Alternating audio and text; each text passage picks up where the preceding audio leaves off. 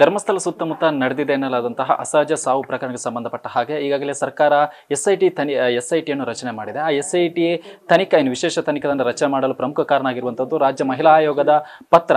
ಅಂದರೆ ಸಿಎಂ ಸಿದ್ದರಾಮಯ್ಯಗೆ ರಾಜ್ಯ ಮಹಿಳಾ ಆಯೋಗದ ಅಧ್ಯಕ್ಷೆ ನಾಗಲಕ್ಷ್ಮಿ ಚೌಧರಿ ಬರೆದಂತಹ ಪತ್ರವನ್ನು ಕೂಡ ಅಲ್ಲಿ ಉಲ್ಲೇಖ ಮಾಡಲಾಗಿದೆ. ಹಾಗಾದರೆ ಈ ಒಂದು ಪ್ರಕರಣಕ್ಕೆ ಸಂಬಂಧಪಟ್ಟ ಹಾಗೆ ರಾಜ್ಯ ಮಹಿಳಾ ಆಯೋಗದ ಅಧ್ಯಕ್ಷೆ ಆಗಿರುವಂತಹ ನಾಗಲಕ್ಷ್ಮಿ ಚೌಧರಿಯನ್ನು ಮಾತನಾಡಿಸ್ಕೊಂಡು ಹೋಗೋಣ. ಮೇಡಮ್, ಈಗ ನೀವು ಪತ್ರವನ್ನು ಬರೆದಿ ಇದಾದ್ಮೇಲೆ ಎಸ್ಐಟಿ ಕೂಡ ರಚನೆಯಾಗಿದೆ. ಈ ಒಂದು ಈಗ ನಿಮ್ಮ ಮಹಿಳಾ ಆಯೋಗದ ಆಗ್ರಹ ಏನು ಮೇಡಮ್? ಈ ಒಂದು ಇದರಲ್ಲಿ ಏನು ಆಗ್ರಹ ಈಗ ಏನು ಬರೋದಿಲ್ಲ. ಈಗ ನಾವು ಏನು ಸರ್ಕಾರಕ್ಕೆ ಮನವಿ ಮಾಡಿದ್ವಿ, ಮಾನ್ಯ ಮುಖ್ಯಮಂತ್ರಿಗಳು ಅದರ ಪ್ರಕಾರನೇ SIT ತಂಡವನ್ನು ರಚನೆ ಮಾಡಿ ಭಾಳ ಉನ್ನತ ಅಧಿಕಾರಿ, ಪೊಲೀಸ್ ದಕ್ಷ ಅಧಿಕಾರಿಯ ಒಂದು ನೇತೃತ್ವದಲ್ಲಿ SIT ರಚನೆ ಆಗಿದೆ. ತನಿಖೆ ಆಗಲಿ, ನಿಷ್ಪಕ್ಷಪಾತವಾಗಿ ಸತ್ಯ ಹೊರಗೆ ಬರಬೇಕು ಅನ್ನೋದೇ ನಮ್ಮೆಲ್ಲರ ಉದ್ದೇಶ. ಮೇಡಮ್, ಈ ಒಂದು ಪ್ರಕರಣ ಮಾಧ್ಯಮದಲ್ಲಿ ಬಂದ ನಂತರ ನಿಮ್ಮ ಗಮನಕ್ಕೆ ಬಂದು ಅಂತ ಅಂತಿದ್ರಿ. ಈ ಮಾಧ್ಯಮದಲ್ಲಿ ಬರೋ ಮುಂಚೆ ಯಾರಾದರೂ ನಿಮ್ಮನ್ನು ಸಂಪರ್ಕ ಮಾಡಿದ್ರೆ ಮೇಡಮ್, ಆ ಭಾಗದ ಜನರು ಯಾರಾದರೂ? ಇಲ್ಲ, ಯಾರೂ ಬಂದು ಯಾರೂ ದೂರನ್ನು ಕೊಟ್ಟಿರಲಿಲ್ಲ.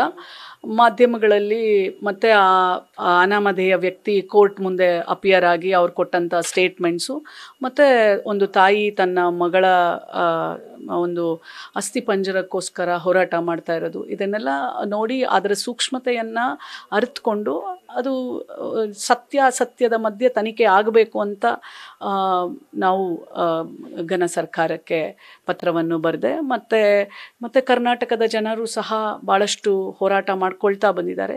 ಸೊ ಇದಕ್ಕೆಲ್ಲ ಒಂದು ಅಂತ್ಯ ಕಾಣಬೇಕಲ್ವಾ, ಮತ್ತು ಸತ್ಯ ಉಳಿಬೇಕು. ಹಾಗಾಗಿ ಸರ್ಕಾರ ತಗೊಂಡಿರೋ ನಿರ್ಧಾರವನ್ನು ಸಹ ನಾನು ಸ್ವಾಗತಿಸ್ತೇನೆ. ಮೇಡಮ್, ಅವತ್ತು ನೀವು ಬರೆದ ಪತ್ರದಲ್ಲಿ ಹಲವು ವಿಚಾರ ಉಲ್ಲೇಖ ಮಾಡಿದ್ರಿ. ಹತ್ಯೆ, ಅತ್ಯಾಚಾರ, ಅಸ್ವಾಭಾವಿಕ ಸಾವು.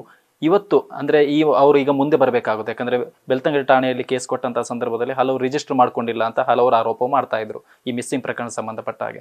ತನಿಖೆ ವಿಚಾರವಾಗಿ ಹಾಗೂ ಇಂತಹ ಪ್ರಕರಣದಲ್ಲಿ ಅವರು ಧೈರ್ಯ ತುಂಬುವಂಥ ಕೆಲಸ ಮಾಡಬೇಕಾಗುತ್ತೆ.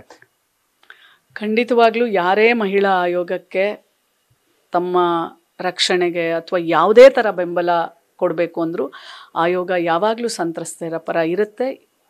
ಹಿಂದೆನೂ ಇತ್ತು, ಮುಂದೆನೂ ಇರುತ್ತೆ. ಖಂಡಿತ ಅವ್ರ ಪರ ನಿಂತ್ಕೊಳ್ತೇವೆ. ಮೇಡಮ್, ಅಂದರೆ ನೀವು ಯಾವುದೇ ಪ್ರಭಾವಕ್ಕೆ ಮಣಿಯಲ್ಲ ಅನ್ನೋದೊಂದು ಕಡೆ ಆದರೆ, ಈ ಒಂದು ಪ್ರಕರಣದಲ್ಲಿ ಯಾರಾದರೂ ನಿಮಗೆ ಈ ಒಂದು ಪ್ರಕರಣ ಇನ್ವಾಲ್ವ್ ಆಗಬೇಡಿ ಅಂತ ಯಾತನ ಒತ್ತಡ ನಿಮ್ಮೇನಾದ್ರು ಬಂದಿತ್ತು ಮೇಡಮ್? ಯಾವತ್ತೂ ಇಲ್ಲ. ನಾನು ಮಹಿಳಾ ಆಯೋಗದ ಅಧ್ಯಕ್ಷೆ ಸ್ಥಾನ ತಗೊಂಡಾಗಿಂದ ಇವತ್ತುವರೆಗೂ ಯಾರೂ ಆ ಥರ ನನಗೆ ಹೇಳಿಲ್ಲ. ಯಾವುದೇ ಒಂದು ಒತ್ತಡವನ್ನು ಯಾರೂ ತಂದಿಲ್ಲ. ಅಲ್ಲಿನ ಯಾರು ಇದುವರೆಗೂ ಸಂಪರ್ಕ ಮಾಡಿಲ್ಲ ಮೇಡಮ್? ಅಂದರೆ ಈ ಪ್ರಕರಣ ಅಲ್ಲ, ಇದಕ್ಕಿಂತ ಮುಂಚೆ ಯಾರಾದರೂ ನಿಮ್ಮ ಕಾಂಟ್ಯಾಕ್ಟ್ ಮಾಡಿದ್ರ ಅಂತ ಇದುವರೆಗೆ? ಧರ್ಮಸ್ಥಳದಲ್ಲಿ ಈ ಥರ ಆಗ್ತಿದೆ ಸುತ್ತಮುತ್ತ ಅಂತ ಏನಾದರೂ ಕಾಲೇಜ್? ಇಲ್ಲ, ಖಂಡಿತ ಇಲ್ಲ. ಕಡೆಯದಾಗಿ ಏನು ಅಂತೀರಿ ಮೇಡಮ್ ಈ ಒಂದು ಒಟ್ಟು ಡೆವಲಪ್ಮೆಂಟ್ ಬಗ್ಗೆ? ನಿಷ್ಪಕ್ಷಪಾತವಾಗಿ ತನಿಖೆ ನಡೀಲಿ, ಸತ್ಯದ ಮಧ್ಯೆ ಸತ್ಯ ಹೊರಹೊಮ್ಮಲಿ, ನ್ಯಾಯ ಸಿಗಲಿ, ಯಾರಿಗಾದರೂ ಆಗಿರಲಿ. ಅದು ಒಂದು ಅಪವಾದ, ಅಪರಾಧ.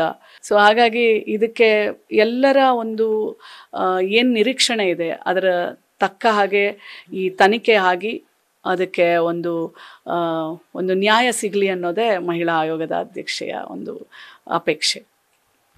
ಇವಿಷ್ಟು ರಾಜ್ಯ ಮಹಿಳಾ ಆಯೋಗದ ಅಧ್ಯಕ್ಷೆ ಆಗಿರುವಂತಹ ಡಾಕ್ಟರ್ ನಾಗಲಕ್ಷ್ಮಿ ಚೌಧರಿ ಅವರ ಮಾತು. ಕ್ಯಾಮರಾ ಪರ್ಸನ್ ಮಧು ಜೊತೆ ಸತ್ತ, ನ್ಯೂಸ್ ಫಸ್ಟ್ ಬೆಂಗಳೂರು.